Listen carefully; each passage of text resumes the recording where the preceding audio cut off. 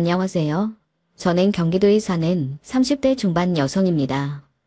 늘 듣기만 하다가 이렇게 사연을 보내게 될 날이 올 거라고는 한 번도 생각해보지 못했는데 저에게도 이런 날이 오기는 오네요. 물론 오지 않았으면 더 좋았겠지만 말입니다. 저는 좀 유별난 편이라는 이야기를 많이 들었습니다. 성격이나 딱히 이상한 행동을 해서 그런 건 아니었고 잘난 걸 이야기하는 걸 뭔가 병적으로 싫어했어요.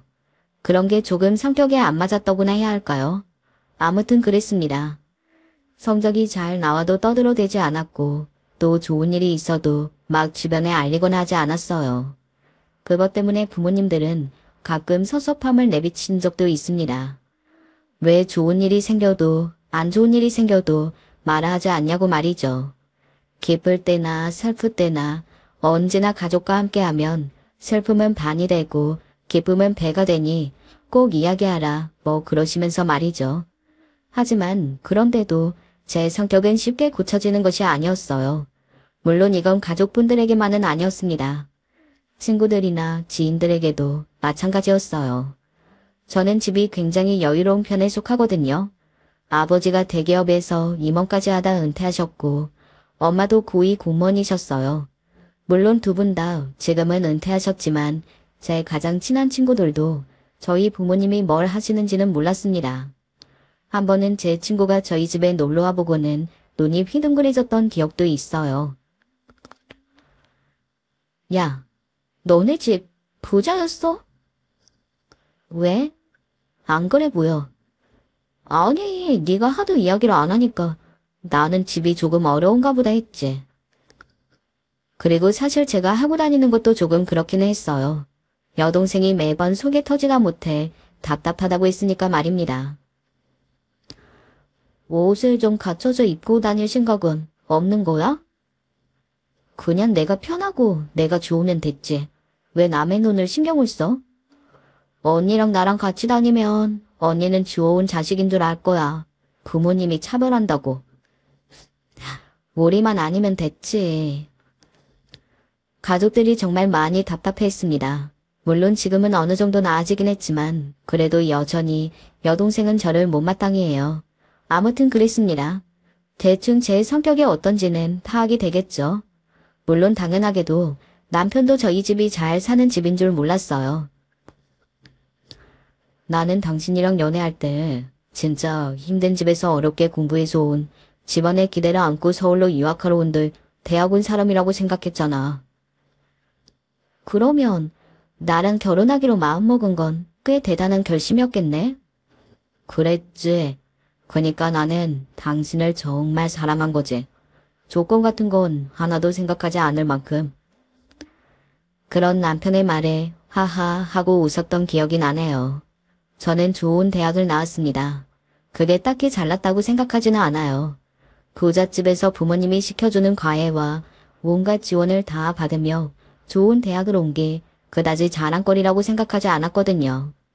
남편의 말처럼 힘든 가정 환경에서 좋은 대학을 왔다면 그건 충분히 자랑할 만한 일이라고 생각하지만 말입니다.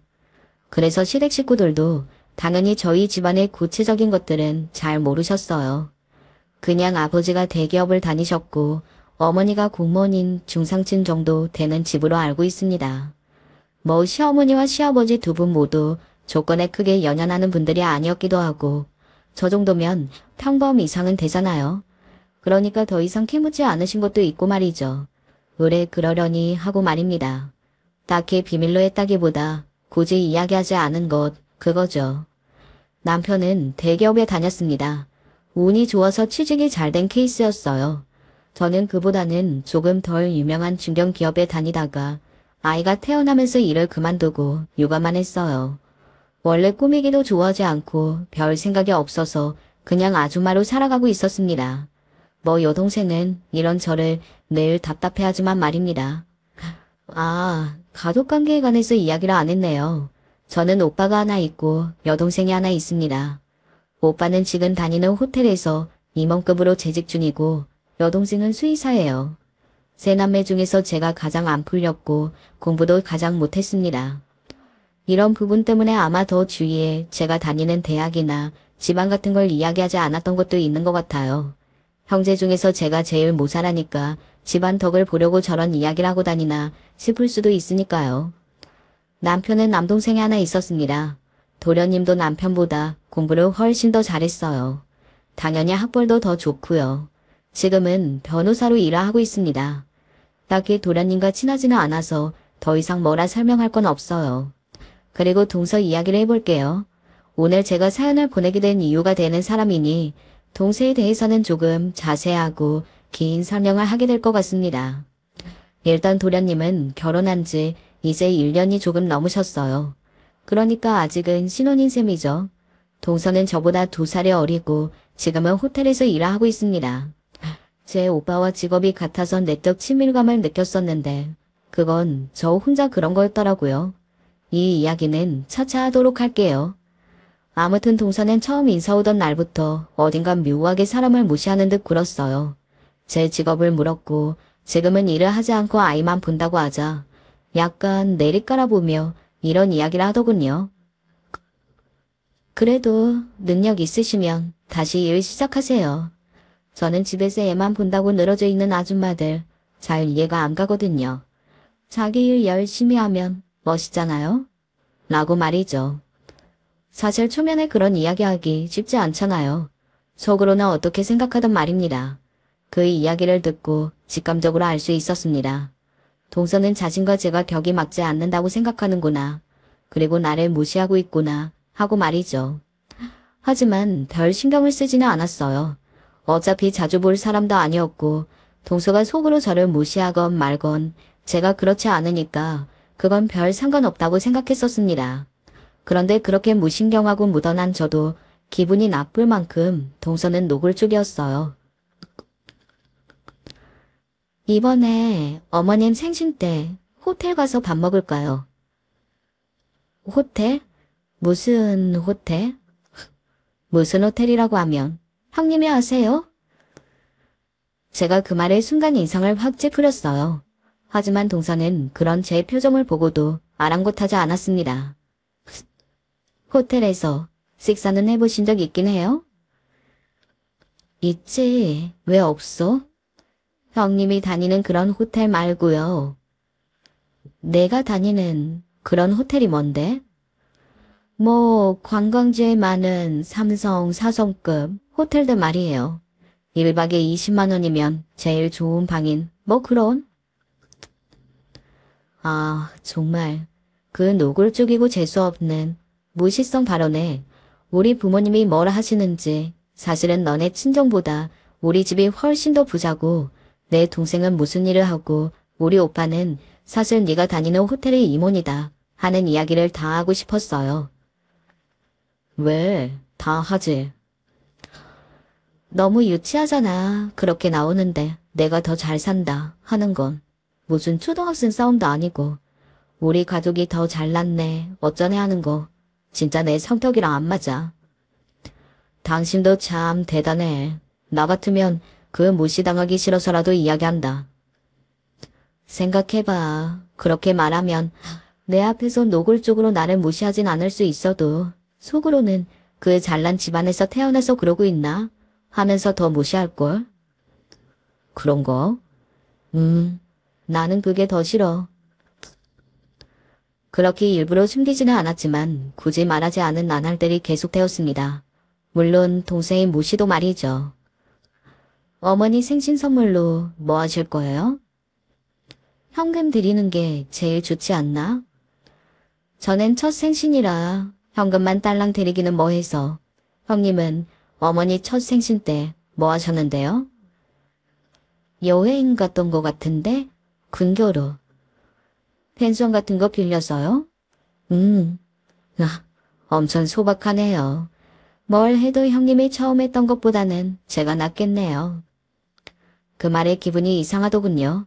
저를 무시하면서도 왜 그렇게 제가 하는 것들이 신경을 쓰는지 싶어서요. 그래서 제가 물었습니다. 나보다 꼭 나아해? 제가 형님보다 훨씬 잘 사는 걸 다 아시는데 형님보다 못하면 그렇잖아요.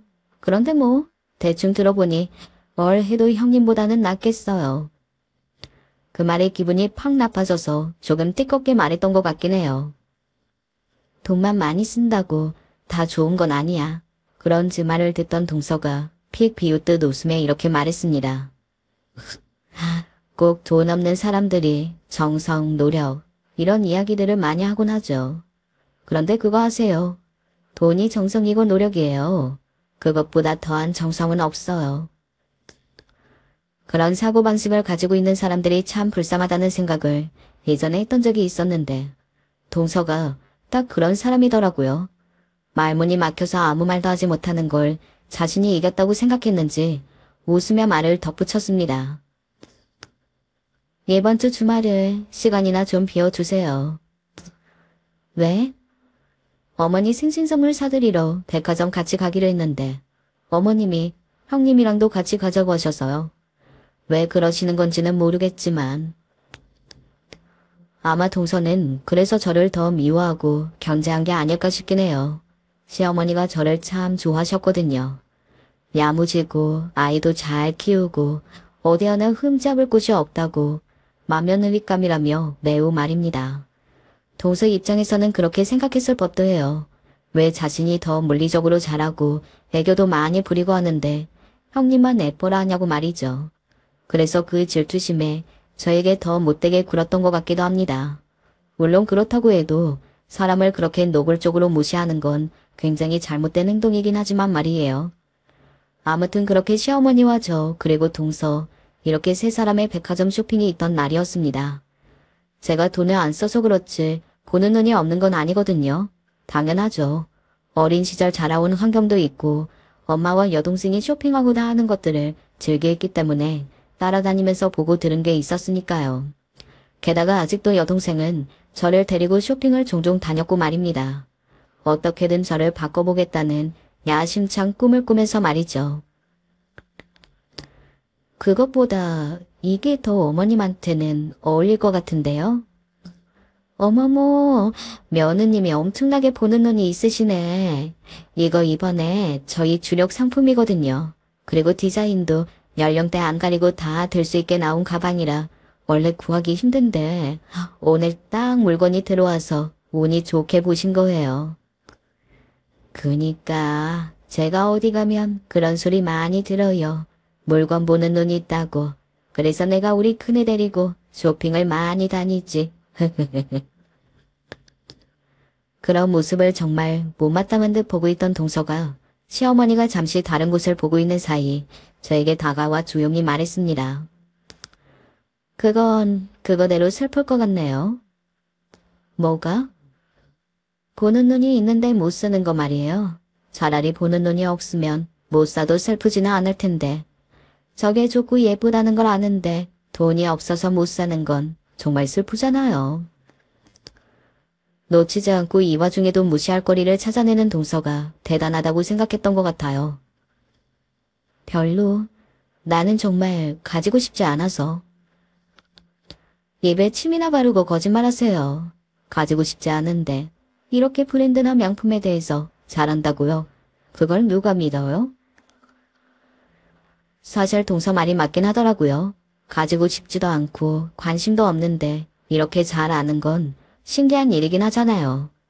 물론 거기에 여동생이 관심이 많아서 나를 데리고 쇼핑을 하러 다닌다, 어쩐다 이런 이야기를 하려면 또 우리 집안 이야기를 해야 하고 그건 싫고 하니 거기서 입을 그냥 다물었습니다.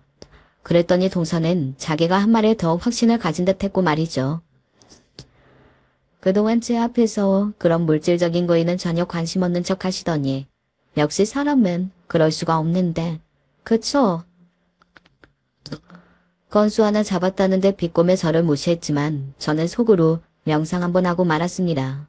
그러든가 말든가 제가 아니면 기분 나빠할 필요가 없다고 생각하면서 말이죠. 나중에 깨달았는데 그렇게 넘어간다고 생각했지만 아니었더라고요. 제 안에 하나 둘 쌓이고 있던 중이었습니다. 아무튼 그렇게 시어머니의 생신 선물을 고르고 동서는 호텔에서 밥을 먹자며 식사를 예약을 한다더군요. 그래서 제가 말했습니다. 그런 곳은 비싸지 않아? 나도 같이 낼게. 직원 할인데요. 그리고 얼마인지 알고 같이 내신다는 거예요? 진짜 기절 초풍하실 텐데. 부담을 덜 해주려고 물어봤지만 결국에는 무시로 되돌아오더군요. 그 이후로 동생에게 뭔가를 해주겠다 하지 않았던 것 같아요. 그리고 시어머니의 생신 식사는 결국은 저희 식구는 가지 못했습니다. 동서는 뭐 할인 적용이 4사람밖에 안 돼서 그냥 4사람으로만 했다. 형님은 이런 비싼 식사 부담스러워서 못하실 것 같아서요. 라고 했지만 나중에 뒤에서 하는 말을 들었었습니다. 아니 그런 곳에 쪽팔려서 어떻게 형님을 데려가? 분명히 집에서 입던 잠옷 같은 거 걸치고 올 게 뻔한데. 나는 절대 부끄러워서 못 데리고 가. 포크, 나이프 어떻게 집어야 하는지도 모를걸. 그래도 어머니 생신 식사에 형이랑 형수님을 못 모시고 가는 건 내가 알아서 할 테니까 당신은 모른 척하고 있어. 라고 대화 나누는 걸 말이죠. 그렇게 4사람만 호텔에 가서 식사했어요. 사실 저는 딱히 하지 않아도 됐었거든요. 남편도 말이죠. 그곳은 오빠가 일하는 호텔이었고 오빠는 그 호텔의 임원급 직원이었습니다. 당연히 저도 그리고 남편도 몇 번이나 가서 식사해봤어요. 저희 가족이 같이 밥을 먹을 일이 있으면 자주 가기도 하고 말입니다. 아이고, 그네 식구들도 같이 갔으면 너무 좋았을 텐데. 괜찮아요. 저희는 다음에 가면 되죠? 그래, 다음에 꼭 같이 가자꾸나. 너무 좋더구나. 그때 처음으로 저희 집 이야기를 자세히 하지 않은 걸 후회했습니다. 저렇게 좋아하시는 줄 알았으면 종종 모시고 갈 걸 하는 생각이 들었거든요. 그래서 조만간 저희 오빠가 뭐라는 사람인지 이야기해야겠다고 생각했어요. 그리고 자주 모시고 가야겠다는 생각도 말입니다. 과연 형님이 모시고 날 날이 올 수 있을지는 모르겠지만 말이에요. 옆에서 또 작은 목소리로 빈정거리는 동서를 한 대 지어받고 싶었고 말입니다. 그렇게 얼마간의 시간이 지났습니다. 친정에 갔다가 오랜만에 오빠를 만났어요. 여름에 우리 호텔 한번 와. 호캉스 프로그램 좋더라. 너 온다고 하면 방 하나 빼놓을게. 애들이랑 와도 되고 매제랑 와도 되고. 매번 오빠한테 신세만 지니까. 가족끼리 그런 게 어딨냐? 언니, 나랑. 그래, 둘이 오면 되겠네. 사실 거절하려고 했지만 동생이 자신도 가겠다며 같이 가자고 끼어드는 바람에 얼떨결에 가기로 이야기가 되어버렸습니다. 이번에는 나랑 쇼핑도 좀 제대로 하자. 나 돈 없어. 엄마 카드 따지고 왔어. 나이가 몇 살인데 엄마 카드로 쇼핑해? 언니가 하도 안 써서 제발 좀 쓰라고 나한테 지어주더라 엄마가. 그런 이야기를 들으니 또 거절할 수 없겠더라고요. 그리고 나이가 들면서 느낀 점 중에 하나인데 사람이 조금 느슨해진 것도 같더라고요. 조금 빡빡하게 생각했던 부분도 유연하게 넘길 줄 알게 되기도 하고 말이죠. 저도 이제 그런 부분에서 너무 고집을 피우지 않기로 했습니다. 그리고 여동생과 백화점 쇼핑을 하러 가서 옷도 가방도 하나씩 샀어요. 사실 여동생은 더 사라고 했지만 아직은 저는 그렇게까지는 하지는 못하겠더라고요.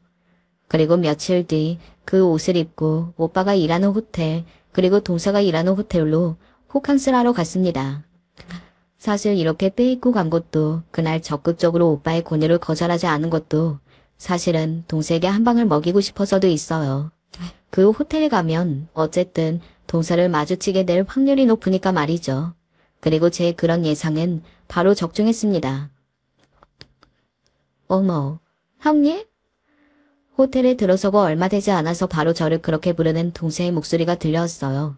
제가 오늘 동서 근무일이구나. 이렇게 마주치게 될 줄은 몰랐네. 사실 마주치게 될 걸로 생각하고 왔지만 모른 척했습니다. 동서는 저를 아래 위로 훑어봤어요. 동생의 그런 눈길을 옆에서 여동생이 못마땅한 듯 바라보고 있었습니다. 여동생은 대충 들어서 알고 있긴 했거든요. 동서가 어떤 사람인지 말이죠. 형님이 여긴 어떻게 오셨어요? 동서가 네가 여길 왜? 라는 얼굴과 말투로 저에게 물었어요. 여동생이 욱하는 게 느껴졌지만 가만히 손을 잡았습니다. 그러지 말라고 말이죠. 나 여동생이랑 호캉스 하러 왔어. 동서는 그제야 제 옆에 있는 여동생을 보더군요. 그리고는 굉장히 예의 없는 몸짓으로 따딱 고개만 숙였습니다. 보통 그런 자리에서 사돈을 보게 되면 예의를 갖춰서 인사를 하고 자기를 소개하는 게 보통이잖아요. 동서는 그러지 않았어요. 뭐 그럴 거라고 애초에 기대도 하지 않았지만 말입니다. 형님이 여기 호캉스를요? 혹시 저희 호캉스 프로그램으로 오신 거예요? 오빠에게 전해 듣기로는 이 호텔의 호캉스 프로그램이 몇백이 한다고 들었거든요. 그런데도 예약이 정말 빨리 찬다며 요즘 사람들 돈 잘 쓴다고요. 아마 그 금액을 알고 제가 거기에 올 리가 없다고 생각했겠죠. 저의 그 대답에 동서가 순간 굳었습니다. 여기엔 너무 비싸서 형님 예전에 받았던 월급은커녕 형님 팔아도 안 될 텐데요. 순간 제가 뭘 잘못 들었나 했습니다. 아마 동서는 순간적으로 머리에서 생각만 한 말을 그대로 뱉어낸 걸 거예요. 평소에는 그 정도로 막말하지는 않았으니까요. 아마 본인도 놀라고 그럴 리가 없고 그러다 보니 나온 말이겠죠. 뭐 기본적으로 저를 굉장히 무시하니까 할 수 있는 말이긴 했지만 말입니다. 지금 뭐라고 했어요? 저보다 여동생이 굉장히 많이 화가 난 듯 보였어요. 엄청나게 낮은 목소리로 동서에게 물었습니다. 동서도 여동생의 그런 목소리와 표정을 보고 순간 움찔한 듯 보였어요. 그리고 본인도 본인이 너무 나갔다는 걸 알고 있다는 듯한 표정이긴 했습니다. 여기는 손님한테 이렇게 막말해도 되는 거예요. 여기 지배인은 어딨어. 여동생이 가만히 있지 않겠다는 듯 목소리를 조금 높이자 동서는 상당히 당황한 듯 보였습니다. 평소에 제가 하던 것과는 완전히 다른 대응을 하는 여동생이 말이죠. 제 여동생이 절대 참지 않는 사람이었거든요. 아니, 그게 형님이라 저도 모르게. 형님한테는 그런 말을 해도 되는 거고요. 그리고 지금 우리는 이 호텔에 손님으로 온 건데 뭐 손님한테 자신을 팔아도 못 올 곳이라고. 제정신이에요 지금? 지배인 당장 불러와요. 나 이대로는 못 넘어가니까. 여동생의 그 단호함에 동서는 우물쭈물하다가 금방 다시 표정 관리를 하더군요. 제가 말실수한 부분은 인정하지만 가족끼리 이렇게 일을 크게 만들 일인가 싶네요. 필요할 때만 가족이라고 말하는 게 웃겨서 제가 헛웃음을 지었더니 동서가 저를 슬쩍 노려보더군요. 그것도 웃겼습니다. 본인이 잘못해놓고 누가 누굴 노려보는 건지 싶은 마음에 말이죠. 아니 너무 뻔뻔하네. 여동생이 너무 화가 나서 소리를 지르려고 할 때였습니다. 아이고 오셨습니까? 오랜만이시네요. 원래 아는 얼굴인 이 호텔의 지배인이 저희를 향해 꾸벅 인사를 해왔습니다. 동서는 순간 너무 놀라서 그 자리에서 굳었고 말이죠. 아니 어떻게 아는 사이냐고 묻고 싶었겠죠. 말을 다 하지는 못했지만 말입니다. 동서는 엄청나게 당황해서 어찌할 바를 모르더군요. 그때였습니다. 여동생이 내려온 직원에게 이야기했어요. 여기는 직원 교육을 제대로 안 시키나 봐요. 여동생의 그 말에 지배인은 놀라서 무슨 일이시냐 물었고 동서는 사색이 되었어요. 아니 어떻게 된 게 직원이 손님한테 먼저 시비를 걸고 막말해요 해. 뭔가 오해가 있으신 것 같은데. 동서가 당황해서 여동생을 막으려던 찰나였습니다. 여기 있었어? 뒤에서 오빠의 목소리가 들려왔어요. 이사님 나오셨습니까? 아하, 네. 오늘 동생들이 온다고 해서 내가 안내해주려고 내려왔어요. 두 사람은 다 본인 일 봐요. 동생들은 내가 챙길 테니까. 영문을 모르는 오빠가 저희를 챙기겠다며 동서와 지배인을 돌려보내려고 하더군요. 그런 오빠를 막아 세우려는 여동생을 제가 말렸습니다. 여기서 일이 커지는 건 저도 원하지 않았거든요. 사람이 많은 호텔 로비이기도 했고 또 여긴 오빠의 직장이잖아요. 오빠는 저희 둘의 그런 행동에 영문을 몰라 했지만 이내 동서와 지배인이 사라지고 제가 아무 말 하지 않으니 그냥 별일 아닌가 보다 하더군요. 방에 도착하자마자 여동생이 가방을 휙 집어던지며 말했습니다. 아니 말로 듣던 것보다 훨씬 더 싸가지고 없잖아. 됐어. 이제 안 그러겠지 뭐. 언니는 분하지도 않아. 저런 건 버릇을 싹 고쳐놔야 한다고. 이제 본인이 알아서 눈치 잘 보겠지 뭐. 하지만 여동생은 그대로 그만둘 생각이 없었던 모양이더라고요. 오빠에게 부탁해 저희 객실을 동서가 담당하게 했습니다. 그 호캉스 프로그램은 시간마다 어떤 프로그램이 있다고 안내하는 직원과 때마다 룸 서비스를 가져다주는 직원이 있었거든요. 야, 그러지 마. 나도 불편해. 이렇게 해야 정신을 제대로 차린다니까. 시간이 조금 지난 뒤 동서가 찾아왔어요. 마사지 받으실 시간인데 안내해 드릴까요? 조금 전과는 완전히 달라진 공손한 태도로 말입니다. 아까랑은 완전 다른 사람이 됐네요. 동생이 동서를 앞에 두고 빈정거렸지만 동서는 아무 말도 하지 못하고 그저 어색하게 웃기만 했어요. 뭐 그럴 수밖에 없긴 했겠죠. 거기서 뭘 더 할 수 있었겠어요. 그리고 이동하는 길에 저에게 잠시 따로 이야기할 수 있겠냐고 하더군요. 무슨 이야기를 할지 궁금하기도 했고 딱히 거절할 이유도 없었기 때문에 그러자고 했습니다. 왜 그동안 이야기 안 하셨어요? 저희 호텔 이사님이 오빠신 거 말이에요. 굳이 이야기해야 할 필요가 없는 걸로 생각했어. 왜 이야기할 필요가 없어요? 저희 호텔 임원이신데. 가족들이 누군지 이야기했다가 곤란한 부탁을 받은 적도 많았고 또 괜히 그런 거 알려서 누군가가 내 눈치 보게 만들기도 싫었고. 동서는 가만히 제 말을 듣고 있었습니다. 뭔가 굉장히 마음에 안 드는 눈치였지만 평소 같으면 뭐라 했을 말도 삼키는 것 같아 보이긴 했어요. 아마 성질대로 못해서 분통이 터지긴 했을 겁니다. 그동안 좀 우스우셨겠어요. 뭐가? 제가 호텔에서 일한다 어쩐다 잘난 척하는 거나 형님 집안이 잘 사는 집인 줄도 모르고 그 앞에서 명품 자랑하고 그랬던 거 말이에요. 본인이 잘난 척하고 자랑했던 걸 알긴 아는구나. 그리고 그게 다분히 의도적이긴 했구나 하는 생각을 했었던 것 같아요. 그건 내가 그런 배경이 아니었어도 우습긴 했을 거야. 뭐라고요? 내가 더 가졌다는 이유 그거 하나만으로 남을 무시하거나 그 앞에서 자랑하거나 그걸로 잘났다고 뻐기는 건 그 누가 해도 우스운 행동이니까. 동서는 점점 화가 나는 듯 보였습니다. 사람 앞에서 면전에다가 그동안 네가 한 모든 행동과 말이 우스웠다는 말을 제가 하고 있었으니 말입니다. 동서의 성격이라면 그럴만 하긴 했죠. 형님 책임도 조금 있으시긴 해요. 나? 내가 뭐?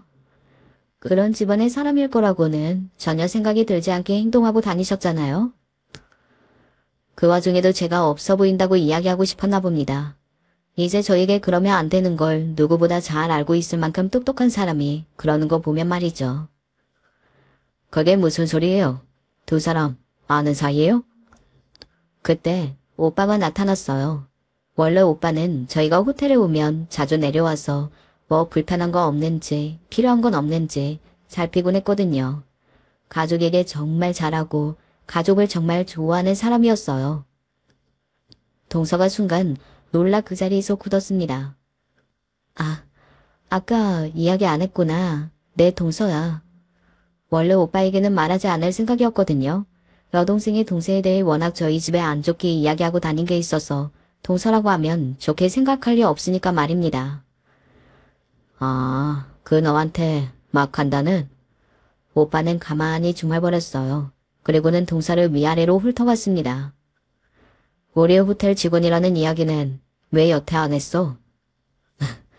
그게 뭐 중요한가? 왜 안 중요해? 중요하지. 오빠는 어딘가 의미심장하게 그렇게 이야기했어요. 그런 오빠의 시선을 그대로 받아내는 동서는 엄청나게 긴장한 듯 보였습니다. 손끝이 살짝 떨려오는 걸 제 눈으로 봤거든요. 저는 웃으며 오빠에게 말했어요. 이제 알았으면 됐지 뭐. 오빠는 동서를 위아래로 훑어보다가 싸늘한 말투로 말했어요. 그만 볼일 봐요. 여긴 내가 알아서 할 테니. 저희에게 말할 때 하는 완전히 다른 표정과 다른 말투로 말이죠. 정말 쌀쌀맞고 무서워서 왜 호텔에서 다들 오빠 말이라면 껌뻑하는지 알겠더라고요. 마치 다른 사람을 보는 것 같았습니다. 그리고 동서도 그의 시선을 겁먹은 얼굴로 받아냈고 말이죠. 네, 알겠습니다. 그리고는 작게 그렇게 이야기하곤 사라졌어요. 동생은 왜 동서를 돌려보냈냐며 계속 옆에서 괴롭혔어야 했는데 하고 안타까워했지만 제가 같은 사람이 될 필요는 없지 않냐고 동생을 설득했습니다. 그렇게 제 호캉스가 끝이 났어요. 물론 호캉스는 매우 즐거웠습니다. 스파도 하고 마사지도 받고 수영도 하고 오빠는 제 기분을 풀어주기 위해서 그랬던 건지 정말 신경을 많이 써줬어요. 그리고 그 이후에 호텔에서 지내는 동안 동서와 마주칠 일도 없었고 말이죠. 오빠가 조치한 건지 아니면 동서가 알아서 피한 건지 알 수는 없지만요. 그러고 동서는 한동안 연락이 없었습니다. 원래 평소에도 딱히 정말 연락할 일이 아니고서야 연락을 잘 하지 않기는 했지만 이번에는 먼저 연락이 와서 무슨 이야기라도 할 줄 알았거든요. 그런데 아무 연락이 없더라고요. 그래서 그냥 이렇게 아무 일이 없는 것처럼 넘어가나 보다. 대신 뭐 앞으로는 저한테 전과 같이 굴지는 못하겠지. 뭐 그 정도로 생각했습니다. 하지만 그런 생각을 한 지 며칠 되지 않아 동서는 바로 저에게 연락해왔어요. 한번 만나자고 말입니다. 그 이야기를 하는 동안 동서의 말투는 밝지는 않았던 것 같습니다. 동서는 저를 보자마자 무릎을 꿇더라고요. 갑자기 왜 이래? 제가 당황해서 동서의 팔을 잡았습니다. 그동안 정말 죄송했어요. 그러니까 제발 오빠분께 말씀 좀 잘 드려주세요. 듣자 하니 어떤 식으로 소문이 난 건지 동서가 호텔 안의 직원들에게 왕따 아닌 왕따를 당하고 있다더군요. 저희 오빠에게 밉보여서 출첵길도 막혔고 호텔 안에서 없는 취급을 당하고 있다고 말이죠. 괜찮은 집안, 좋은 대학, 늘 언제나 비단길 같은 꽃길만을 걸어왔던 동서는 자신을 향한 그런 시선이나 취급을 도저히 견뎌하지 못했습니다. 나중에 이야기를 듣기로는 딱히 뭐 대단한 차별이나 따돌림을 당한 것도 아니었다고 하더라고요. 남은 그렇게 잘만 괴롭혀놓고 자신을 향한 안 좋은 시선이나 대우는 하나도 참지 못하는 동서가 웃기긴 했어요. 내가 딱히 조치를 한 건 아니야. 그냥 몇 번 싸늘하게 굴었더니 다들 밑에서 알아서 그러나 본데 내가 그것까지 어떻게 해줄 수는 없지. 만약에 인제 와서 싸고 돌았다간 무슨 이야기가 어떻게 돌지도 모르는 일이고. 동서와 만난 후 오빠에게 물었더니 오빠는 그렇게 이야기하더라고요. 그건 오빠의 말이 맞았습니다. 오빠가 따로 동서를 챙겨주라거나 그러지 말라고 말할 수도 없는 노릇이잖아요. 오빠는 임원이었고 만약에 그런 행동을 하면 무슨 이야기가 어떻게 돌지도 모르는 문제고 말입니다. 그러면 형님이 한 번만 저희 호텔에 오셔서 저랑 친한 것처럼 행동해 주시면 안 될까요? 그러면 그걸 본 다른 직원들이 다 오해였구나 하고 생각할 거 아니에요. 동세의 말에 일리가 있긴 했지만 그동안 제가 동세에게 당한 걸 생각하면 굳이 그래주고 싶지는 않아서 고민을 많이 했어요. 평생 형님이 하라는 대로 다 하고 살게요. 제발 한 번만 부탁드려요. 네? 여동생은 그 부탁을 들어준 저를 호구라고 하면서 엄청나게 화를 냈지만 당시에 저는 그렇게 할 수밖에 없었습니다. 어찌되었건 한 가족으로 평생 얼굴을 보고 살 사람인데 아예 끊어낼 수도 없었고 말입니다. 그렇게 제가 호텔에 다시 방문하게 되었어요. 어머, 형님 오셨어요? 제가 언제 도착할 줄 미리 알고 있었던 동서는 말 그대로 버선발로 마중을 나와 저를 반겼습니다. 그간 저를 본 동서의 얼굴 중 가장 밝았던 것 같아요. 그리고 모든 직원이 들으라는 듯 큰 소리로 저에게 그러더라고요. 우리 형님께서 오셨으니까 오늘은 제가 풀코스로 다 쏠게요. 손님 많은데 이렇게 시끄럽게 해도 돼? 저 지금 퇴근해서 괜찮아요. 그러고 보니 동서가 사무국장이긴 하더군요. 그렇게 로비에서 모든 직원이 들으라는 듯 크게 저에게 친한 척을 하고는 호텔 스카이 라운지에서 둘이 어색하게 밥을 먹었습니다. 물론 동서는 직원들이 지나가면 중간중간 저에게 가식적으로 친한 척을 하는 걸 잊지 않았고 말이죠. 그 모습을 보고 있으니 웃음이 나긴 하더군요. 그러고 나서 호텔 생활을 하기가 편해진 건지 어떤 건지 동서는 조용해졌습니다. 오빠에게서 한번 연락이 온 적이 있어요. 네 동서랑 우리 호텔 스카이 라운지에서 밥 먹었다는 게 진짜야? 하도 죽겠다고 난리쳐서 그랬어. 참, 너도 속도 좋다 좋아. 그리고 그 이후로 동서는 정말 저에게 잘했어요. 물론 진심은 아니었겠지만 말입니다.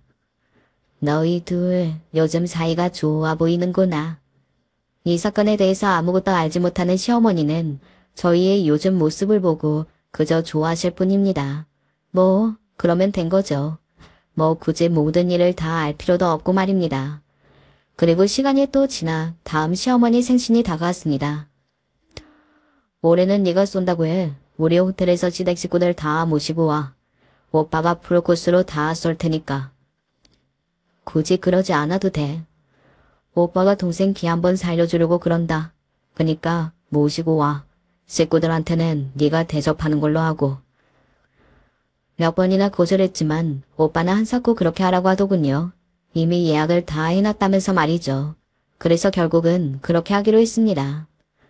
아이고, 그 호텔 엄청나게 좋고 엄청나게 비싸던데 그네가 무리하는 거 아니냐? 오빠의 정확한 직업을 모르는 시어머니가 그렇게 말씀하셨어요. 그 이야기를 가만히 듣던 동서가 살짝 제 눈치를 보더니 거들더군요. 형님이 하실 수 있으니 하신 거겠죠. 이미 예약 다 하셨다는데 저희는 가서 기분 좋게 먹고 와요. 미안해서 그렇지. 그러실 필요 없어요. 그렇게 이번에는 동선의 식구와 시어머니 시아버지 이렇게 네 사람이 아닌 저희 식구까지 다 같이 그 호텔로 밥을 먹으러 갔습니다. 오셨습니까? 오빠가 어떻게 이야기하고 뭘 준비해둔 건지 로비에서부터 지배인이 나와서 안내하더군요. 그런 모습을 본 시어머니와 시아버지 그리고 동서도 놀란 듯 했습니다. 호텔의 꼭대기층으로 안내를 받고 시어머니가 놀라서 얼떨떨한 얼굴로 지배인에게 물었어요. 원래 이런 걸 해주시나요? 작년 생일에도 여기서 밥 먹었는데 안 그랬던 것 같은데. 시어머니의 그 얼떨떨한 질문에 호텔 지배인이 살며시 웃으며 저를 한번 보고는 말했습니다. 원래는 아닌데 오늘은 특별히 저희 호텔 이사님의 부탁으로 이렇게 제가 직접 안내해드리게 되었습니다. 이 호텔 이사님이요? 아유, 우리 둘째 며느리가 여기 직원이라 그러신다 보구나. 아이고, 이런 호강을 다 하네. 저희 오빠가 이 호텔의 이사라는 걸 전혀 모르시는 시어머니가 그렇게 이야기했고 동서는 어딘가 굉장히 민망한 듯 입술을 꾹 깨물었어요. 그리고 호텔 지배인이 의아한 듯 고개를 갸웃했습니다. 보통은 가족끼리 그런 사실을 모를 걸로 생각하지는 않으니까요. 네, 그게 무슨 말씀이시죠? 첫째 며느님 친오빠분이 저희 호텔 이사님이시잖아요. 호텔 지배인의 그 말에 저희 오빠의 직원을 알고 있던 남편과 동서를 제외한 모든 사람의 시선이 저에게 집중되었어요. 저는 민망한 얼굴로 그저 하하 하고 웃을 수밖에 없었습니다. 일부러 숨긴 건 아니었지만 뭔가 상황이 민망하게 되어버려서 말이죠. 왜 여태 이런 이야기는 하지 않았니? 어쩌다 보니.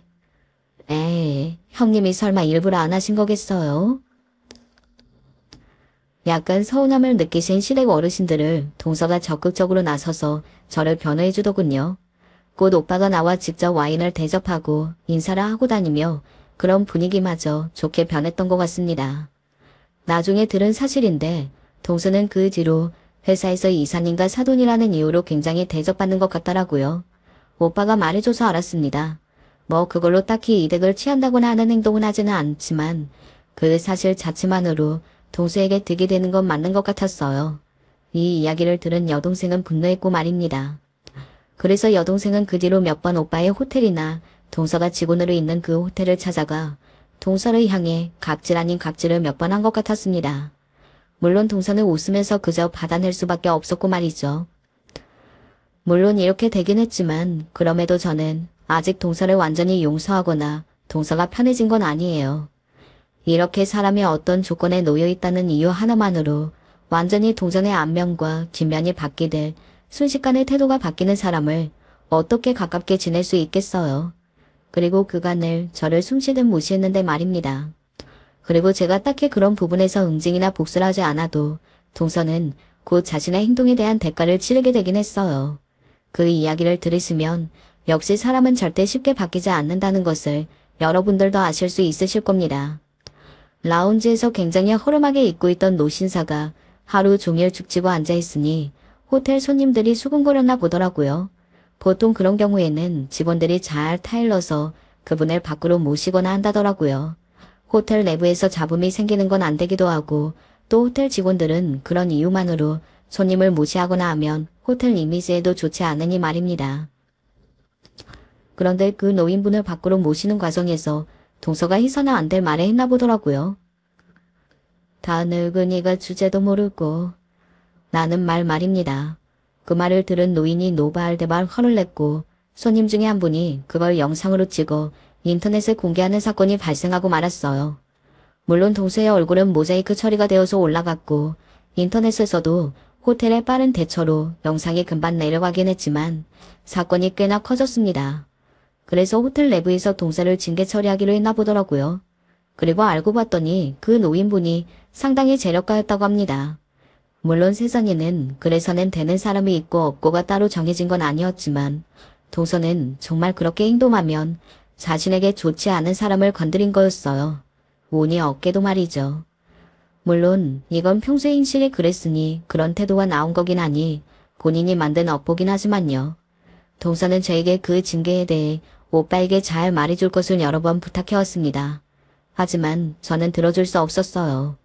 원래부터 그런 곤란한 부탁을 혹시나 듣게 될까봐 우리 집 배경을 이야기하지 않은 것도 있었고 게다가 그 노인분이 상당한 제어력가시라 이번 일은 그냥 넘어갈 수 없게 되었다고 이미 오빠에게도 이야기를 다 들은 뒤였으니 말입니다. 왜 그 노인네는 하필 우리 호텔에서 그러고 있었던 거야? 동서가 술에 취해서 저에게 부탁하러 전화를 했다가 제가 그런 이유로 오빠도 함부로 할 수 없다고 하니 동서가 소리를 고래고래 질렀던 게 기억이 나네요. 동서는 징계로 발령이 이상한 곳으로 난 것 같았습니다. 남편의 이야기로는 그만두라는 이야기를 그런 식의 발령으로 하기도 한다더군요. 본인과 전혀 상관없는 부서로 발령을 내거나 완전 한직으로 발령을 내서 나가라는 이야기를 돌려서 하는 거지. 예전으로 따지면 책상 빼는 거나 마찬가지인 거야. 그러면 동서는 호텔을 그만둬야 하는 거야? 보통 그런 식으로 발령이 나면 얼마 못 버티긴 하더라. 자존심도 상하고 눈치도 보이고 그렇거든. 그 호텔은 동서의 자부심이었습니다. 자신이 일하는 곳이 얼마나 멋진 곳인지 늘 자랑하고 다녔거든요. 그러니 우리 오빠가 그 호텔에 이사인 걸 알았을 때 정말 죽을 만큼 싫었을 텐데 저에게 고개를 숙인 거기도 하고 말이죠.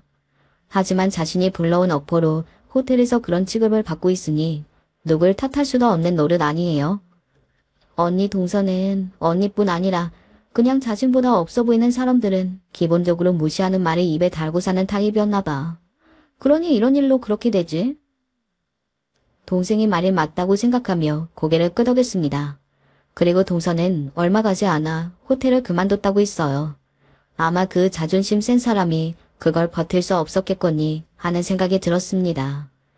그리고 한동안 동서는 가족 모임에도 나오지 않고 조용히 지내는 것 같았어요.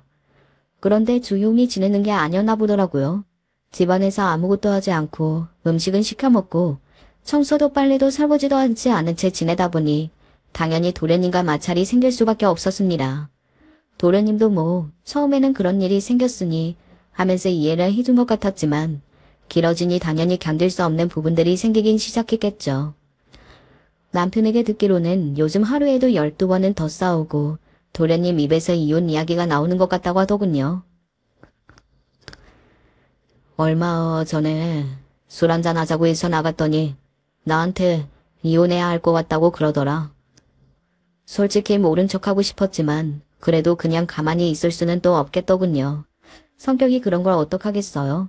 그래서 동서를 만나러 갔습니다. 도련님이 이혼 생각하고 있는 거 알아? 그 사람이 그래요. 나 같아도 하루 종일 집에서 아무것도 안 하고 그러고 있는 사람을 오래 보면 지치지. 이혼하려면 하라고 하세요. 진짜 밖에서 그런 이야기하고 다니는 남자랑 저도 못 살아요. 자존심 세우지 말고 잘 해결해봐. 동서, 도련님이랑 헤어지면 분명히 후회해. 도련님, 지금 홧김에 그냥 하는 말 아니고 진지하게 생각 중이신 것 같으니까. 동서는 저에게 그러려면 그러라고 해라면서 큰 소리를 뻥뻥 쳤지만 뒤로는 전혀 괜찮지 않은 것 같았습니다. 그 이후로 조금씩 달라지기 시작했다는 이야기를 또 남편을 통해 들었거든요. 요즘은 그래서 봉합해보려고 양쪽 다 노력 중인 것 같더라고요. 도련님도 그래서 아직은 동서에 대한 마음이 조금 남아있으니 그러시는 걸 거로 생각합니다. 생각해보면 동서의 이 모든 불행은 죄다 입에서 시작된 거예요. 누군가 자신보다 못하다는 이유 하나만으로 그 사람을 무시한 듯한 말과 행동을 너무 아무렇지 않게 한 거에 다 파생된 일들이니 말입니다. 말을 그렇게 하지 않고 누군가를 자신보다 못하다는 이유 하나만으로 무시하지만 않았어도 지금 자신이 그토록 좋아하는 그 호텔에 아직 일을 하고 있었겠죠. 도련님과의 이런 일도 없었을 테고 말입니다. 물론 남들에게 비참한 기분을 주기 때문에 그래서 안 되는 게 1순위이긴 하지만 본인을 위해서라도 그런 행동은 하지 말아야 한다는 교훈을 얻게 된 것 같아요. 뭐 그런 교훈을 따로 얻지 않아도 저는 동서처럼 행동하고 생각하는 사람은 아니지만 말입니다. 어쩌다 보니 말이 너무 구구절절 길어졌네요. 동서의 최근 근황까지 이야기하려다 보니 이렇게 길어진 게 된 것 같아요. 원래는 호텔 사건만 이야기하려고 했는데 말입니다.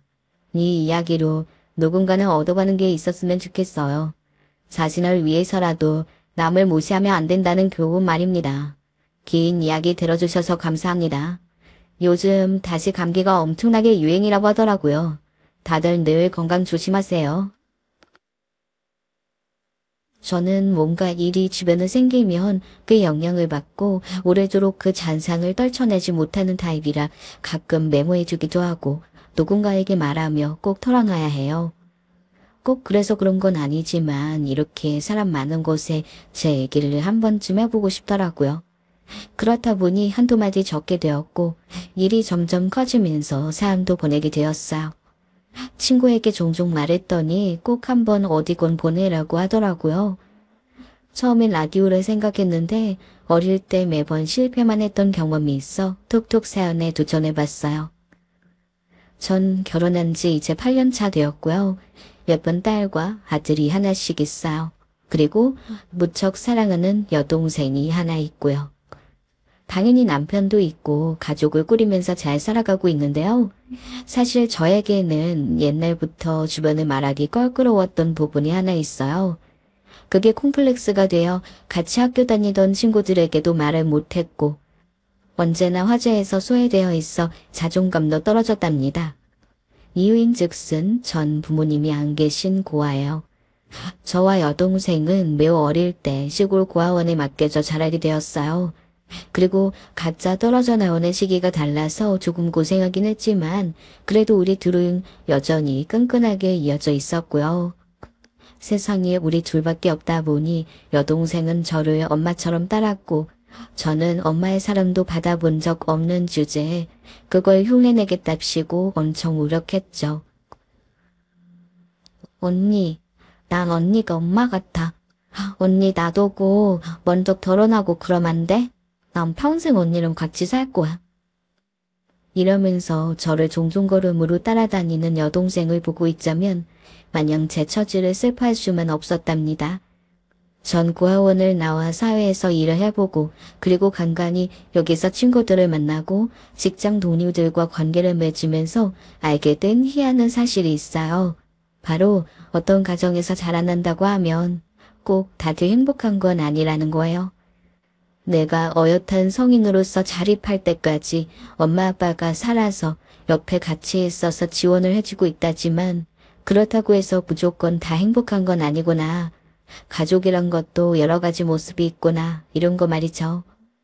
참 단편적이고 어린 생각이지만 엄마 아빠가 있으면 애들은 무조건 다 잘 자라고 만족하는 줄 알았거든요.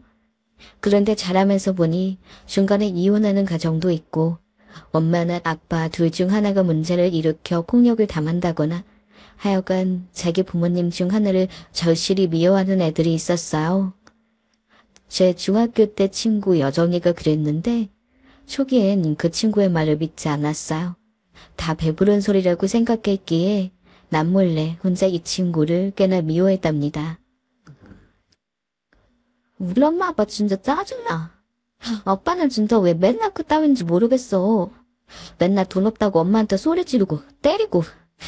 아빠 진짜 없어졌으면 좋겠어. 어떻게 저런 말을 할까? 아빠 있다고 엄마랑 둘 다 같이 잘 살고 있다고 자랑하는 건가 싶어 너무 아리 꼽고 싫었죠. 그런데 그러고 몇 달 지나서 여름에 하복으로 교복을 갈아입게 되었는데 짧은 반팔 교복 셔츠 아래로 여정의 팔은 엉망이 되어 있는 거예요. 저는 무심결에 물었죠. 목이 몰린 거야? 팔을 왜 꼬라? 엄청 올록덜록하네? 별 생각 없이 물었는데 여정이 역시 별 생각 없는 듯 대답했는데요. 듣고 저는 입이 딱 벌어져서 인상을 찌푸리게 되었어요. 주말에 아빠한테 골프채로 맞아서 이래. 하여간 엄마가 이제 하복 입는다고 어떡할 거냐고 난리 쳤는데 눈 꼼짝 안 하고 때리더라. 미친 것 같아. 이런 얘기를 듣고 나니 세상엔 꽤나 많은 가정이 있고 제각각 모습이 있고 엄마 아빠랑 같이 사는 애들도 여러 가지 문제를 안고 산다는 걸 체감하게 되었죠. 그런가 하면 제 고아원 생활도 평범치는 않았어요. 원장 선생님은 좋은 사람인 것 같아 보이는 인상이었지만 예배에서 온 사람들을 대할 때나 우리들 그리고 여기 선생님 대할 때 아주 태도가 달랐어요. 딱히 학대를 했다거나 폭력하고 뭘 뺏거나 그러진 않았지만 무척 정이 없고 애들을 안 좋아한다는 걸 알 수 있었죠. 게다가 절 돌봐주시던 좋은 선생님이 계셨는데 그 선생님이 원장과의 싸움에서 이기지 못하고 그만두신 거예요. 정말 엄마의 품이 뭔지 저를 따뜻하게 품어주던 선생님이었는데 말이죠. 그때 저는 더 겉돌게 되었고 어른들 간에 이러는 사물까지 눈치채고 기죽은 채 자라게 되었어요. 간간히 원장님은 저랑 마주치면 웃긴 하지만 전혀 애정이나 뭐가 느껴지지 않더라고요. 가끔 자기 자식들을 데려왔는데 그때 느낀 서늘함과 비참함은 이루 말할 수 없었어요. 엄마, 나 이거 가져가도 돼? 막 맛있겠다. 그래 이정아, 그거랑 이거 초콜릿도 가져가고 이따가 집에 가서 밥 먹고 먹어. 아싸, 오빠한테 말하지 마. 내가 먼저 가져간다. 이렇게 평범하게 엄마와 자녀들이 나누는 대화를 우리들 앞에 하고 있으니 그걸 보며 저는 속으로 더더욱 부모를 향한 사랑이 고파 견딜 수 없었어요. 매번 자원봉사 해주러 오던 어떤 이모와 삼촌이 있었는데 어떻게든 정들지 않겠다고 다짐했답니다. 왜냐하면 어린 시절부터 경험해온 결과 이런 분들은 나중에 배가 불러오고 자기 아기가 생기면 서서히 발길을 끊거든요. 절 무척 예뻐하던 이모가 임신을 해서 선물을 들고 왔을 때 저도 모르게 울면서 막 주먹질하며 저리 가라고 이모 밉다고 울었던 게 생각나요. 훨씬 어릴 때였지만 그때 주방 뒤쪽으로 끌려가 무서운 선생님께 얼마나 뺨을 맞았는지 그때 트라우마가 저에게는 엄청 컸던 거예요. 그러니 어린 마음에 저와 꼭 닮은 동생을 맨날 딱풀 마냥 붙어서 지켜보고 따라다녔고 얘는 저와 같은 경험을 안 하도록 늘 가르쳐주고 알려주곤 했어요. 예진아, 언니 말 잘 들어야 돼. 저 선생님은 밥 많이 먹으면 아주 싫어해. 우리가 덜 먹어야 자기가 많이 먹는단 말이야. 저 선생님이 배식할 땐 조금만 받아. 알았지? 대신 다른 날엔 다른 선생님이 하니까 그때는 조금 더 달라고 해. 언니가 간식도 남겨놨다가 너 주고 할게. 이러면서 달랬고 고아원 내에서 애들끼리 가끔 치고받고 싸우거나 기싸움이 심히 벌어질 때도 절대 안 치려고 어떻게든 버티고 또 버텼어요. 그나마 중학교를 가고 하니 애들끼리의 서열 싸움은 덜해졌지만 점점 고아원에서는 저를 짐으로 느끼는 게 체감되었죠. 저도 두렵게 느껴지고 불안함을 갖고 있었지만 막상 고등학교에 가서 친구들이 진로를 생각하는 걸 보니 얼른 이 지긋지긋한 생활을 너무 하고 싶더라고요. 그래서 학교 졸업하고 돈을 얼마 받아서 사회로 나오게 되었고요. 전 일부러 인문계도 아닌 실업계를 갔었기에 취업계부터 일찍이 알아두고 있었어요. 그 누구도 날 책임져주지 않고 내 먹거리를 해결해주지 않을 것이며 나에게 동생도 있다 보니 대책을 빨리 생각해야겠더라고요. 이때 이 부분에서 고2 때 담임 선생님께 상담했는데 이후 너무 감사하게도 선생님이 좋은 직장을 알려주셨어요. 작은 회사였는데 잡무까지 다 담당하는 격리 자리가 난 거죠. 다들 취업을 생각하거나 수시 지원을 하거나 아님 대학 진학을 하려는 애들이 많던 분위기 속 좀 일찍 고3 중간에 취업을 했답니다. 현진이 너는 아주 야무지고 똑부러지잖아. 사실 여기가 좀 작긴 해도 빠릿빠릿하고 일 잘하는 직원 원하고 봉급도 나쁘지 않게 주는 편이야. 아무리 생각해봐도 현진이 너밖에 생각이 안 나더라. 네. 얼마나 기특하니. 벌써부터 동생을 챙길 생각을 하고 말이야. 난 네 나이 때 그렇게 살지 않았어. 선생님이 어떻게든 도움 주고 싶다. 전 부모복도 없고 고아원 원장복도 뭣도 없지만 정말 감사하게 아주 중요한 시기에 선생님을 아주 잘 만났어요. 제가 고3이 되어 다른 반이 되었는데도 절 불러다 좋은 취업자리 정보를 연결해 주셨으니까요.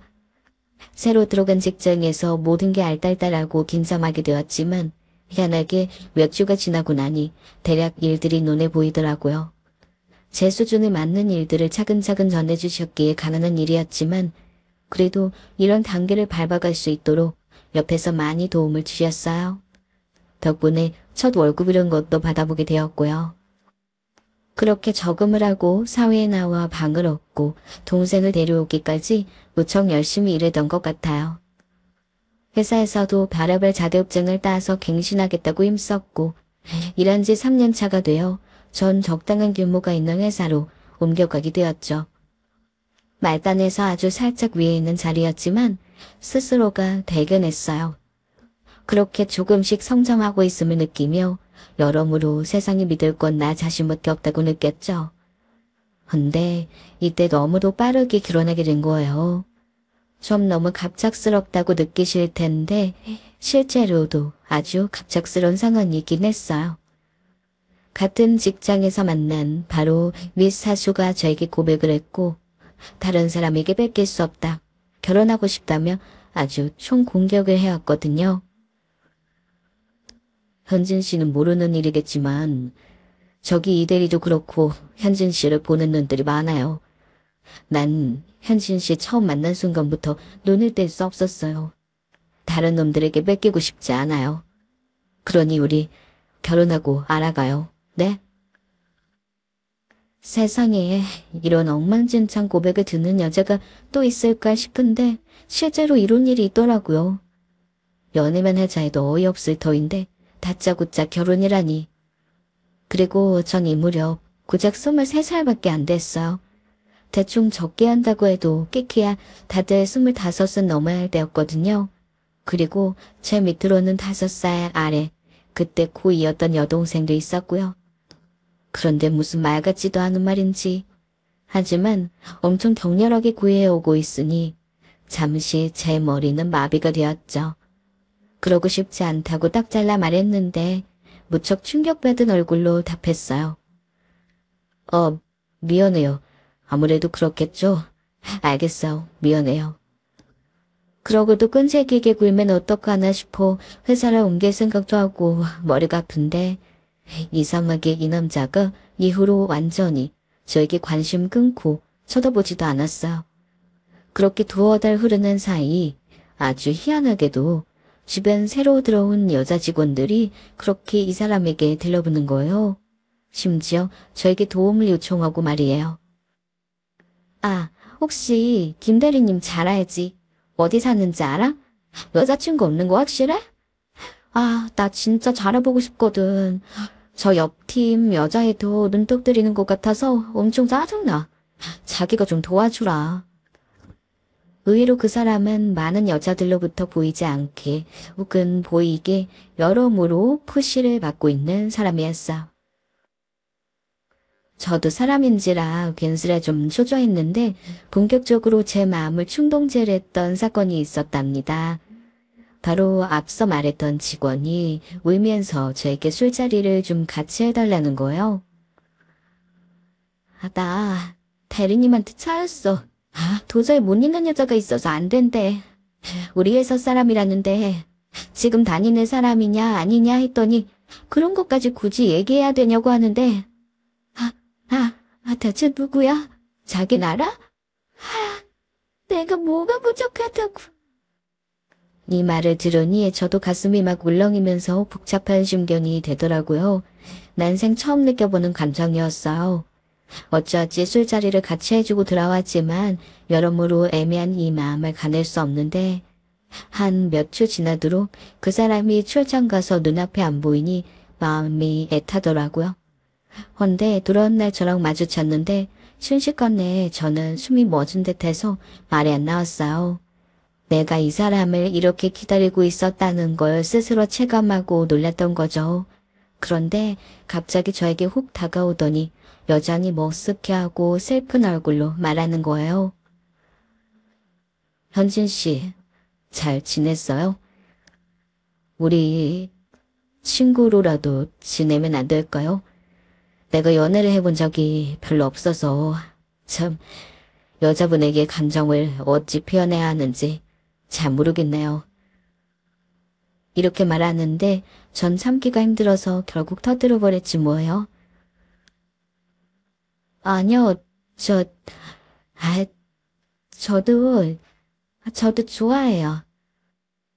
왜 그리 멍청하게 말했는지 하필이면 표현해도 다른 말을 하면서 좀 돌아갈 수도 있는데 갑작스럽게 이렇게 말해버린 거예요. 이 사람은 눈이 찢어질 듯 커지면서 충격을 받은 듯 했고 일사천리로 연애를 건너뛰어 결혼까지 진행해버리게 된 거죠. 다시 생각해도 웃기고 당시 저랑 가장 친했던 친구는 모든 과정을 다 알고 있었기에 뭐 시트콤이냐고 놀렸어요.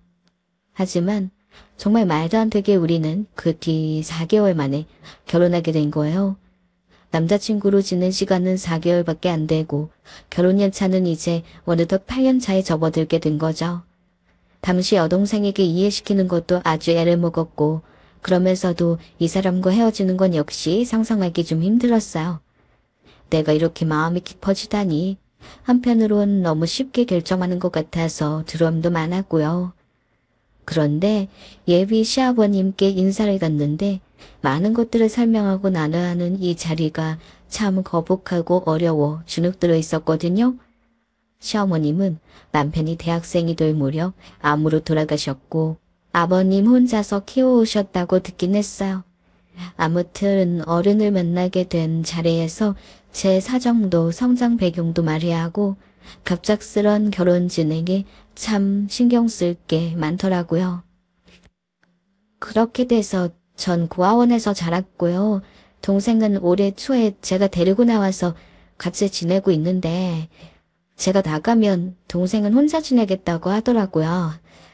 아무튼 자리가 자리다 보니 저도 엄청 경직된 상태로 말했고 불편하게 있었는데 예비 시아버님은 우리 남편과 아주 똑같은 얼굴을 하고 말씀하시는 거예요.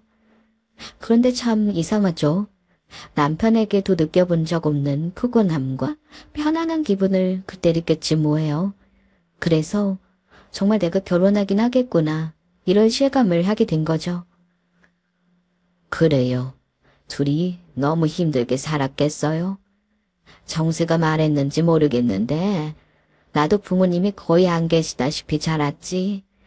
장남으로 자라면서 홀로 동생들을 챙기느라 아주 힘들었어.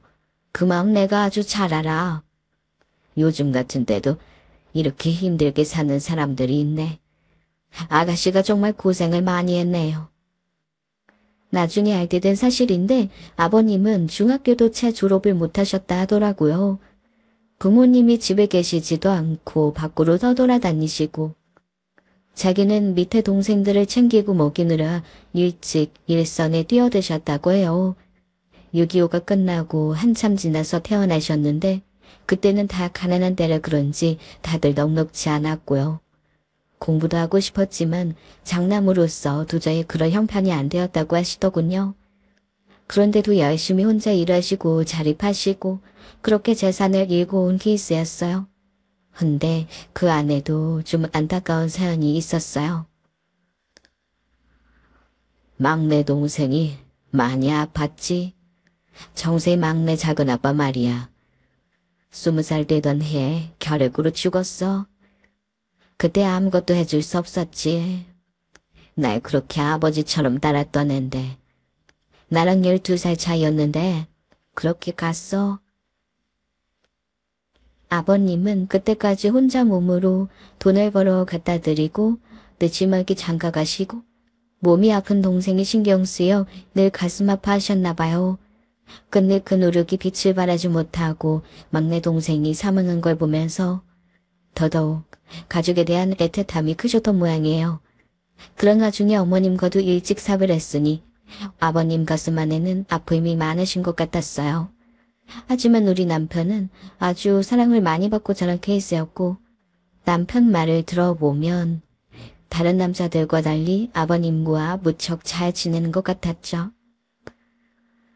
난 아버지랑 영화도 보러 잘 가고 가끔 장도 보러 가고 그래.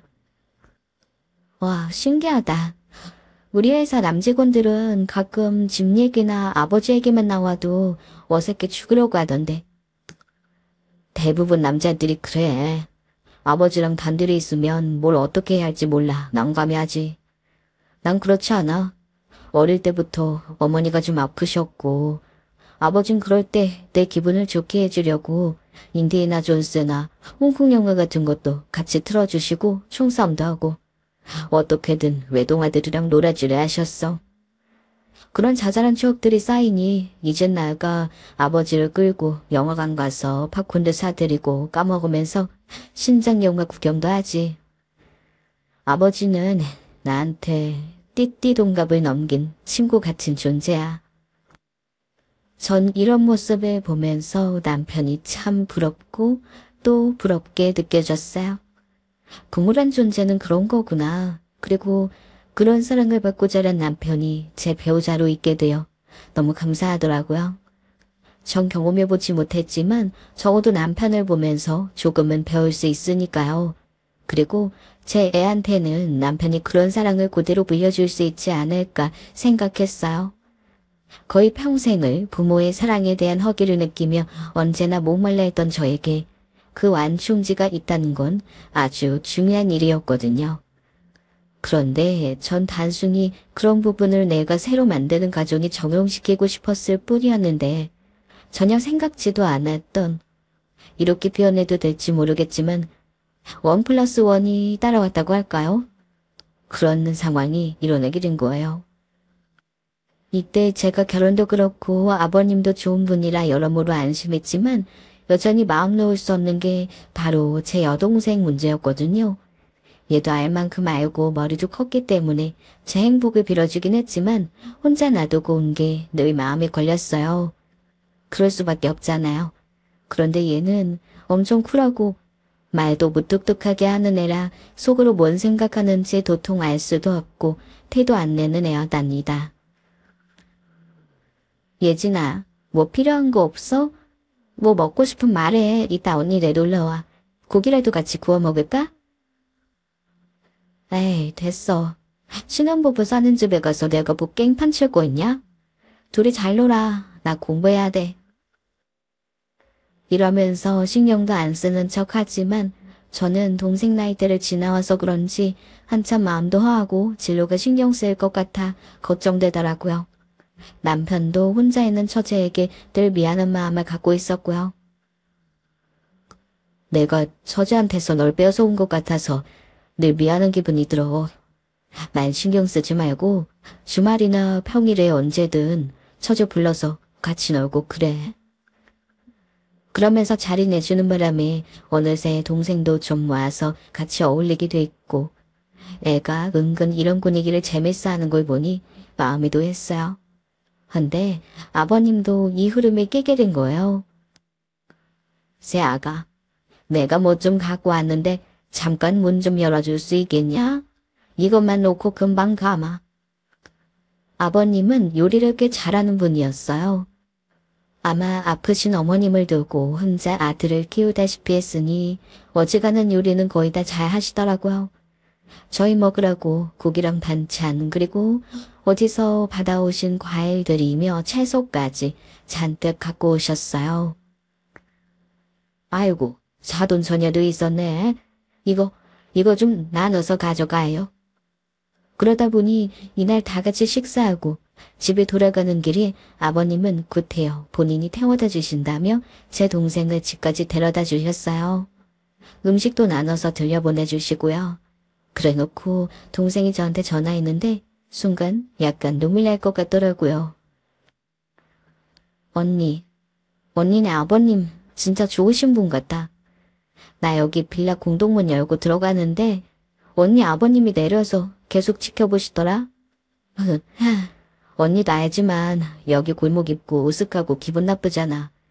내가 문 열고 올라가면서 계단 창문으로 살짝 봤는데 내가 2층에 산다고 해서 그런지 들어갈 때까지 확인하시는 것 같았어. 여기 불 켜지는 거 보시고서야 차에 타시더라고. 아까 내가 이 근처 성범죄자 많이 산다고 얘기해서 그러시나? 아무튼 언니, 뭔가 좀 기분이 그렇더라. 있잖아, 아빠가 있었다면 그런 느낌이려나? 너무 갑작스런 얘기라 좀 웃기지만. 동생은 덤덤한 듯 말하는 듯 했지만 아마 저와 비슷한 감정을 느낀 것 같아요. 전화를 끊고 왜 그렇게 순간 가슴이 미어지던지요. 나만 결혼하고 동생을 거기에 놓고 온 것 같아 늘 미안한 감정이었는데 그걸 또 누군가가 이렇게 생각지도 못하게 이어주는가 싶어 엄청 가슴이 저려왔어요. 아버님이 제 동생을 그렇게 챙겨주셨다고 생각하니까 단 한 번도 우리 자매가 살면서 경험해보지 못한 따뜻함을 체험하니 엄청 마음이 찡하고 울리더라고요. 그 감정이 푹 빠져있고 얼마 되지도 않았는데 아버님이 며칠 지나 저에게 전화를 하셨어요. 처음엔 당연히 아니라고 했지만 그럼 안 되는 거 알면서 저도 내심 불안했던 탓에 결국 어영부영 순락을 하게 되었네요. 새아가야, 사돈처녀 보니 아직 저렇게 어리고 학생인데 그렇게 혼자 둬서 쓰겠어? 우리 정세랑 결혼한답시고 저렇게 어린 동생을 그냥 두고 왔으니 새아가 너도 마음이 편하겠나 싶다. 내가 그날 데려다 주다 보니까 너무 위험하더구나 주변이. 예전에 도둑도 한번 들었다면서 그 내가 더 불안해서 못 지켜보겠더라. 그러시면서 아버님은 너무 놀랄만한 제안을 건네신 거예요. 우리 1층 밑에 어떤 아가씨 세를 주고 있었는데 마침 8월에 나간다고 했거든. 아직 좀 시간이 남긴 했지만 일단 여기 생각해보는 게 어떠냐. 원룸 크기고 좁긴 하지만 화장실도 있고 다 있어. 너네 집이랑도 여기가 훨씬 가까우니 사돈처녀도 그렇고 새아가 너도 동생이 가까이 있으니 마음 편할 거 아니냐. 여차하면 바로 이 집에 나도 있으니까 혹여나 도둑이니 이런 거 걱정 안 해도 되고 말이야. 이때 저도 깼던 것이 아버님 댁 바로 앞에는 지구리 경찰서가 있었어요. 그래서 치안도 좋은 편이긴 했거든요. 사실 제가 결혼하기 2달 전 도둑에 든 적이 있었어요. 다행히 저와 동생 둘 다 집을 비운 날이긴 했지만 여자 둘이 사는 집에 온 옷장이며 다 파헤쳐 있고 그걸 다시 손수 정리하면서 어마어마하게 손이 떨렸거든요. 경찰에 신고를 했는데도 제대로 들어주지도 않고 그 정도 도나는 뭐 대수롭지 않다는 듯이 반응하고 말이죠. 그런 와중에 근처에 성범죄자가 산다는 우편은 또 어찌나 그때그때 날아오는 건지 주의를 주는 건지 겁을 주는 건지 설사 주의를 준다고 해도 우리가 할 수 있는 일도 없는데 너무 겁이 났죠. 그런 환경에 동생을 두고 왔으니 저라고 마음이 편할 수가 없었어요. 아직 학생이니 돈 받을 생각 없어. 대학생 되면 알바해서 내라고 해라. 월세야 낼 능력이 되면 내가 어련히 알아서 말해준다고. 정모하면 네가 매달 과일이나 몇만 원어치 사주라. 얼마나 마음이 크기 위안이 되던지 정말 눈을 지그시 감고 얼마나 아버님께 감사하다고 인사했는지 몰라요. 이후로 시기가 되어 이쪽으로 넘어오게 되었어요. 저희를 만만히 보던 집주인도 아버님이 나서서 같이 집 정리를 하고 있으니 부모님이 올라오셨냐고 움찔하긴 하더라고요. 그런데 거기서 아버님이 이렇게 말씀하는 거예요. 네, 아빠예요. 우리 딸들 그간 잘 봐주셔서 감사해요. 그렇게 말씀하시니 이전에 도둑 들었을 때도 대충 처리하고 외려 우리 탓만 하며 돈을 더 올리려는 둥 시비나 걸던 집주인 아저씨는 왜 말을 안 했냐며 괜히 당황하더군요.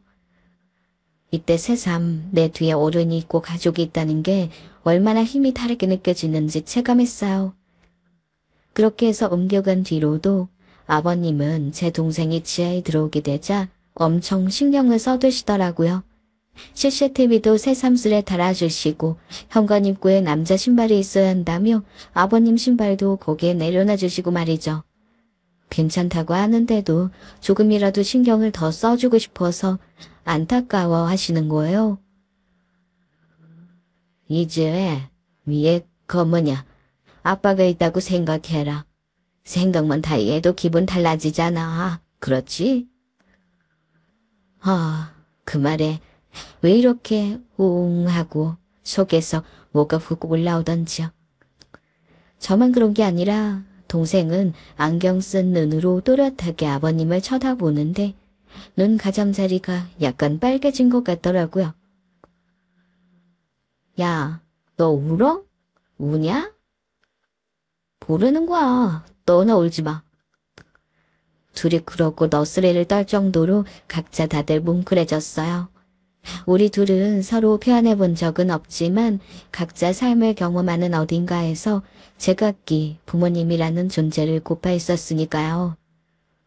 아빠, 딸, 이런 단어들이 너무나 낯설게 느껴지면서도 왜 그렇게 새삼스레 듣기 좋고 꼭 쟁취해서 얻고 싶었는지 몰라요. 시간이 지나 그 다음 해에 전 임신을 했고 아기를 낳고 여동생은 자기 조카가 태어나던 해에 재수를 하게 되었답니다. 재수하게? 왜?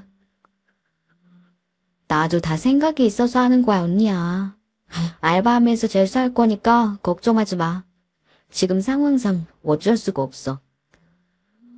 사실 전 동생이라도 무난하게 대학을 갔으면 했는데 물론 그건 역시 학비가 필요하고 하지만 아무튼 고민이 너무 많았죠.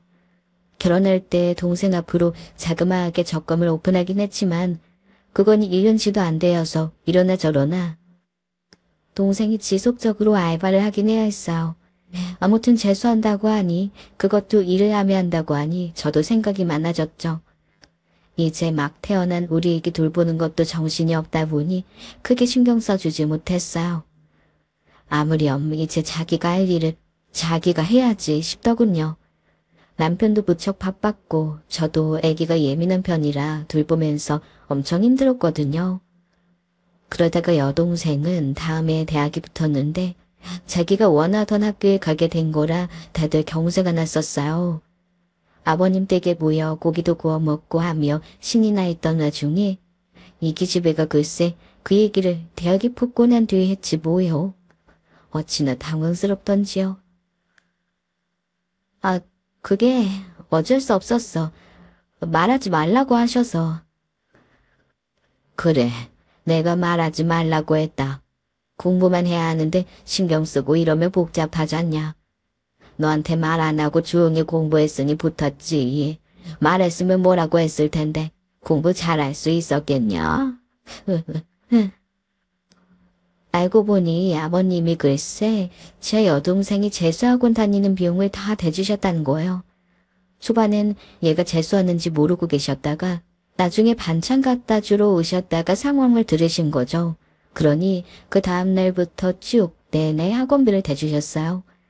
어떻게 알바하면서 공부를 하겠냐고 일단은 대학 가는 게 먼저라면서요.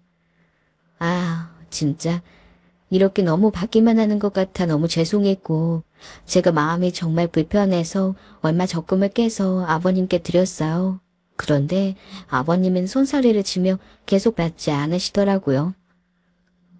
아들만 냈음 내가 받았겠지. 받은 셈 치자 아가. 그런 거 안 줘도 돼. 받을 생각이었음 주지도 않았어. 그러면서 별말 없이 그냥 말을 툭 끊어버리시니 더 얘기 들을 틈도 없었어요. 전 이게 제 마음 안에 무거운 빚으로 남아있어서 늘 볼 때마다 죄송했고 언제나 여동생에게는 엄격하게 아버님께 이 잘 지켜서 행동하라고 말하곤 했답니다. 아버님이 잘해주시긴 하지만 그럴수록 더 잘해야 돼. 거기에 기대어 버릇없이 말하거나 당연하게 생각하면 진짜 최악인 거야. 너랑 난 엄마 아빠 없이 자랐으니까 그런 부분에서 더 잘해야 돼. 언니 너무 경직되어 있어. 그리고 나도 그런 것 좀은 잘 알아.